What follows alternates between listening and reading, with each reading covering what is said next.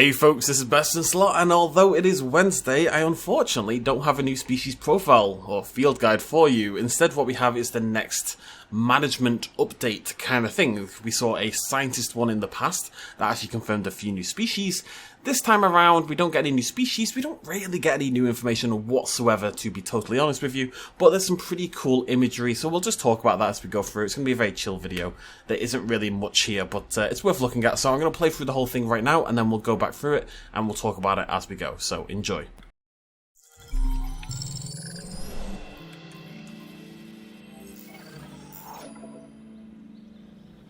As you open the gates to your park, you should prepare to welcome guests with very different interests and needs. You'll need to cater to a range of interests, including general, adventure, nature, and luxury. It's up to you to create the experiences your guests will love and remember in your Jurassic World. The wide range of guest needs can include preferences in dinosaur species, attractions, and facilities. Customize your guest amenities and attractions to meet those needs and ensure the success and prosperity of your park. After all, happy guests mean repeat visits and a successful park.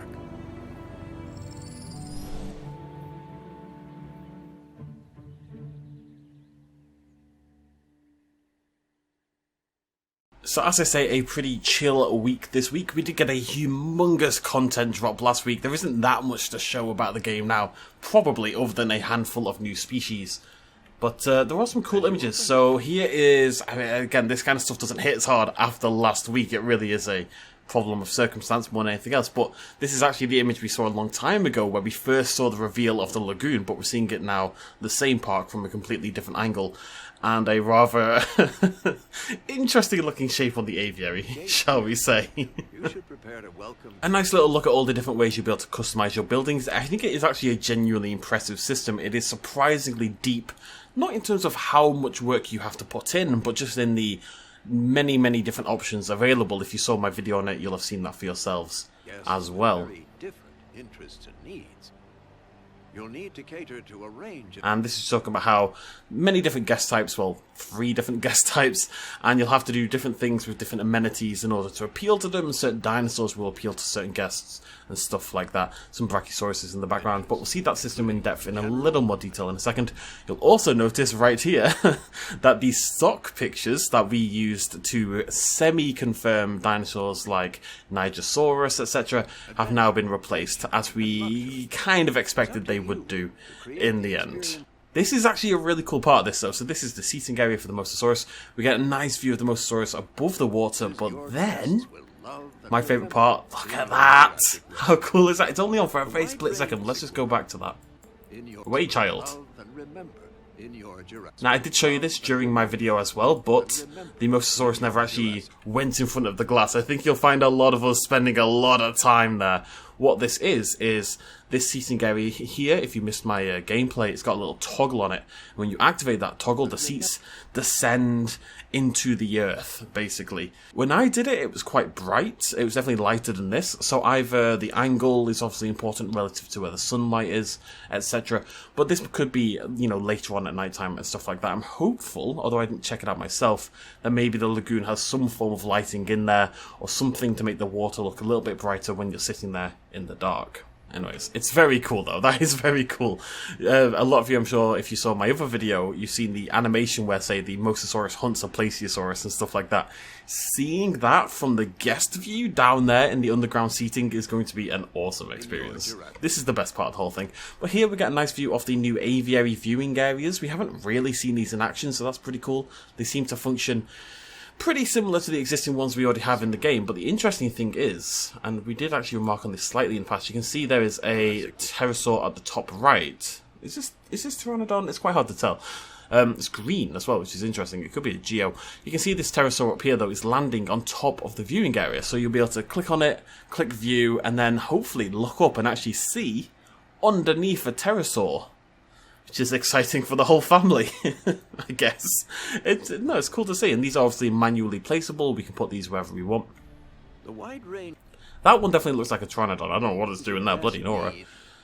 our first look at the inside of the viewing towers. Same old, same old. We're getting a slightly nicer look at some dinosaurs here. Diplodocus has finally reappeared after so long out. Diplodocus has finally popped back up, and the spines on the back are much more noticeable this time around. Also gonna see, yeah, Ankylosaurus up close properly. This is basically our best look at Ankylosaurus. They did pop up very briefly in the developer stream last Friday, but now we can see them up close and Ankyfied, I guess. There's our gyrosphere in action, rolling past. Fossil zone, looking pretty cool there. Really like those signs. Of course, just another customize option. It doesn't actually even have to be a fossil zone inside. This could just be inside. It could be, you know, a cinema or a spa or a wall of nothingness, essentially just emptiness. But on the outside, fossil zone, lure the kids in, and then nope. Moving on. Restrooms. Okay, so you will have seen this in my video the other day as well. Whoa, whoa, whoa, whoa, whoa. When I went to... Okay, so maybe it's because it's a large amenity and I only built small ones. When I went to do this, I could only put down 3 interior modules. That was my maximum number of interior modules. So it seems that the larger amenities will hold more and more. Yeah, 8. So maybe it goes like 3, 6, 8, something like that. Is there a medium? I think so. So like 3, 6, 8, something like that. More and more amenities. These amenities that you add, things like fish tanks and fountains, etc. There's the fountain logo they used to have on the decorations tab and actually got rid of. Cheeky. They'll increase the stats on the left hand side. This is basically how... So in part you can figure what it sells. Crepes. Adventurous people love crepes, apparently. And so do general people. And then if you wanted to really push it in that direction, you'd put in an ice cream machine and a selfie spot and stuff like that, and kind of just gear your interior modules towards that guest. And then you'd stick this outside of, you know, like a T-Rex habitat, something like that. It's just about deciding which guests you want to favour. You can go for a jack-of-all-trades kind of feel if you wanted, but crabs! Sorry. Crabs adorable, though. Loads and loads of different options. I think there's plenty of options we didn't even get to see during the gameplay session. They've been picking some funky colours as well. After all, happy guests mean repeat visits and a No, I don't think there's anything here. successful park. So, as I say, a very, very, very low-key week. We were all expecting and hoping for a species field guide. I was a little bit unsure because, of course, last week was a big one. It's a bit cheeky releasing this at species field guide time, though. I'm just saying. But it is what it is. Really cool shot of the Mosasaurus, if nothing else. And hopefully next week we can get back to relative normality and get ourselves a field guide. Or hey, maybe we even get one this week somehow. Who knows? Either way, that is a lot. Thank you for joining me. Feel free to, I don't know what you talk about, but you can talk about the Mosasaurus, I suppose, down below in the comment section. I'll see you lovely folks next time. Cheers much love as always. Bye-bye.